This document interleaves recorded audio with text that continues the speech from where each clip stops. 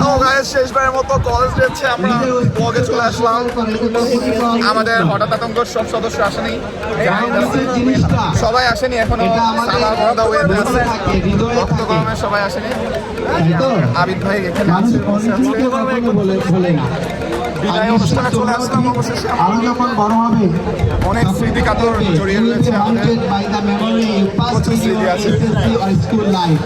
জায়েদ, তোমার কি কোনো স্মৃতি আছে? নাই? তোমার তো অসাধারণ কিছু স্মৃতি রয়েছে কলেজে। স্মৃতির কিছু পুনরুজ্জাপন হবে আশা করি। না, এটা কি উচ্চারণ হবে একবার সঠিকভাবে বলে দিবেন প্লিজ? পুনরাবৃত্তি। হ্যাঁ, পুনরাবৃত্তি হবে আর কি। হ্যাঁ, ঠিক আছে, সমস্যা নেই। আমরা এসএসসি ক্যান্ডিডেট, সবাই দোয়া করবেন আমরা যাতে ভালো রেজাল্ট করি। হ্যাঁ,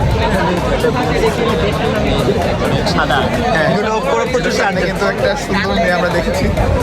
এটা মনে হয় আমাদের জুনিয়র সম্ভবত।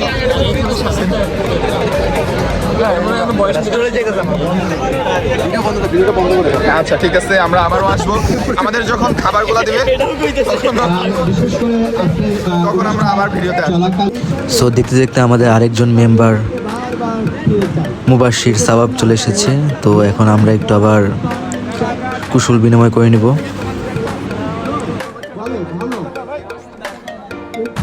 সো এখানে আমরা একটু সেলফি তোলার ট্রাই করছিলাম, কিন্তু আসলে সেলফি না, তো আসলে এখানে ভিডিও করে ফেলেছি বলে।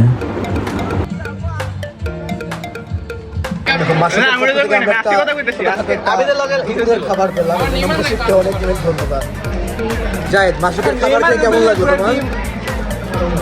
না না, মুখে বলতে হবে। ভালো লেগেছে খুবই। স্বভাবের অনুভূতি কি মাসুকের ডাল ভাজা খেয়ে? আসলে একজন গরিব মানুষ, ক্ষুধার্ত মানুষ, এরকম একটা ডাল ভাজি আমাদের উপহার দেওয়ার জন্য মাসুকের জন্য অনেক অনেক দোয়া করছি। সো এখানে আমাদের হাই সেন্সিটিভিটি বন্ধু মাসুক পানি খেতে গিয়ে, সরি কোক খেতে, কি বলে, প্রাণাপ খেতে গিয়ে নিজের শার্ট ভিজিয়ে ফেলেছে।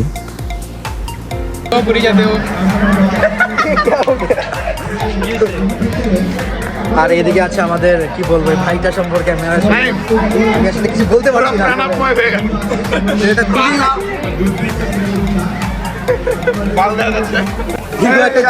আমরা খাবার খেতে যাচ্ছি। উৎসব শেষে এখন আমরা খাবার খেতে যাচ্ছি।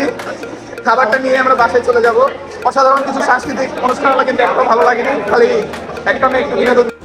সো খাবার দাবার নেওয়ার পর আমরা সরাসরি বের হয়ে যাই, কারণ আমাদের বন্ধু জায়েদ খুব তাড়া দিচ্ছিল। আর এদিকে আমরা মাসুকের জন্য ওয়েট করছিলাম, কারণ মাসুক নবমীর ক্রেজটা নিয়ে আসছিল। আমি একটা ছবি তুলতে চাইছিলাম, ক্রেজের সাথে কেউ তুলতে চাইলো না, খুবই খারাপ লাগছে। তো অবশেষে আমরা বিসিএসসি থেকে বিদায় নিয়ে নিলাম, এবং এই বিদায়ে কি বলবো, বিদায় আমাদের সাথে আকাশ বাতাস কান্না করছে, আকাশ থেকে বৃষ্টি করছে। আকাশ বাতাস যে কান্না করছে, তুমি কি বলবা?